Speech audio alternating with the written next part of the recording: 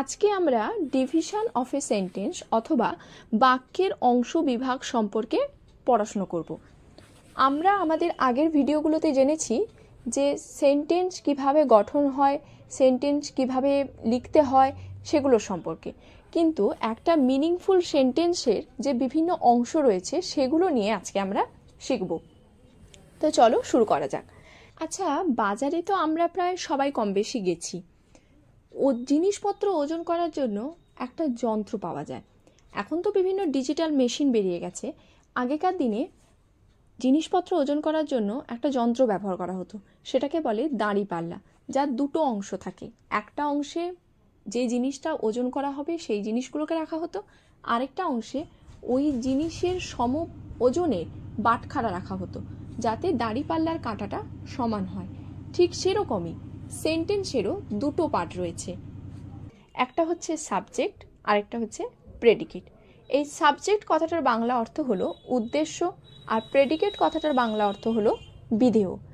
এবার প্রশ্ন হচ্ছে, একটা সেন্টেন্সের কোন পার্টকে সাবজেক্ট বলে, কোন পার্টকে প্রেডিকেট বলে, বা কিসের বেসিসে সাবজেক্ট প্রেডিকেট আমরা ডিফাইন করব। তো জেনে নেওয়া যাক। প্রথমে আসছি সাবজেক্ট। সাবজেক্ট ধরতে হলে আমাদের দুটো জিনিস মাথায় রাখতে হবে। একটা সেন্টেন্সে যার সম্বন্ধে কিছু বলা হয় তাকে বলা হচ্ছে ওই সেন্টেন্সের সাবজেক্ট, অথবা একটা সেন্টেন্সে যে কাজ করে তাকে সাবজেক্ট বলে। যেমন এক্সাম্পল হিসেবে আমরা যদি দেখি, সাপোজ আমাদের বাড়িতে মা আমাদেরকে রান্না করে খেতে দেয়, তাহলে রান্না করার কাজটা কে করে? মা করে। তাহলে মা হচ্ছে আমাদের বাড়ির এক্ষেত্রে সাবজেক্ট। তো সেরকমই আমরা যদি একটা এক্সাম্পল দেখি, রাম সিংস এ সং, মানে রাম একটি গান গায়। এখানে কার সম্বন্ধে কথা বলা হচ্ছে? রামের সম্বন্ধে। কিংবা গান গাওয়ার কাজটা কে করছে? রাম করছে। তাই রাম হচ্ছে এই সেন্টেন্সের সাবজেক্ট বা উদ্দেশ্য। আবার একটা এক্সাম্পল দেখা যাক, আই গো টু স্কুল, আমি বিদ্যালয়ে যাই। এই সেন্টেন্সটাতে কার সম্বন্ধে কথা বলা হচ্ছে? আমার সম্বন্ধে, আই। অথবা কে স্কুলে যায়, স্কুলে যাওয়ার কাজটা কে করে? আমি, আই।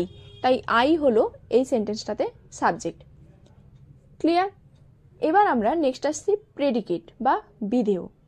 তাহলে একটা সেন্টেন্সের যখন আমরা সাবজেক্ট পেয়ে যাচ্ছি, সেই সাবজেক্টটা বাদে বাকি যতটুকু অংশ পড়ে থাকবে তাকে আমরা এক কথায় প্রেডিকেট বা বিধেয় বলতে পারি।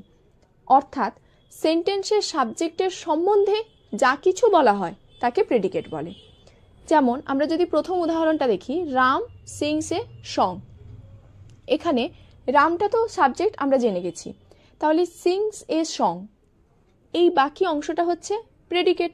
কারণ রামের সম্পর্কে কি বলা হচ্ছে? রাম একটি গান গায়। তাহলে রামের সম্বন্ধে যতটুকু পার্ট বলা হচ্ছে সেটা হচ্ছে প্রেডিকেট। আবার সেকেন্ড এক্সাম্পলটা যদি দেখি, আই গো টু স্কুল, এখানে আমার সম্পর্কে কি বলা হচ্ছে? যে আমি বিদ্যালয়ে যাই। তাহলে আমার সম্পর্কে যতটুকু কথা বলা হচ্ছে সেই পুরো পার্টটা হচ্ছে প্রেডিকেট অথবা বিধেয়। ক্লিয়ার? এরকমভাবে আরও যদি আমরা এক্সাম্পল দেখি, যেমন দে প্লে ফুটবল, এখানে এই সেন্টেন্সটার বাংলা অর্থ হচ্ছে তারা ফুটবল খেলে। এখানে কাদের সম্পর্কে কথা বলা হচ্ছে, কিংবা ফুটবলটা কারা খেলে? উত্তর আসবে দে বা তারা। তাহলে দেটা হচ্ছে এখানে সাবজেক্ট। প্লে ফুটবল, তারা কি করে? Play football.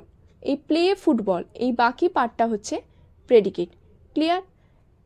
Division of a sentence অথবা বাক্যের অংশ বিশেষ খুবই সহজ, একটু বুঝে নিলেই ব্যাপারটা পুরো ক্লিয়ার হয়ে যাবে, এবং খুব ছোট্ট একটা ইংলিশ গ্রামারের একটা পার্ট।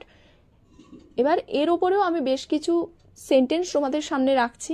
এই সেন্টেন্সগুলোর তোমরা ডিফাইন করবে কোন পার্টটা সাবজেক্ট আর কোন পার্টটা প্রেডিকেট, এবং পারলে আমাকে কমেন্টে জানাবে, এবং আমি পরে আমার যে ভিডিওটা দেব সেই ভিডিওতে সেই সাবজেক্ট প্রেডিকেটের ওপর যে প্রশ্নগুলো রেখেছি তার উত্তরগুলো আমি জানিয়ে দেব।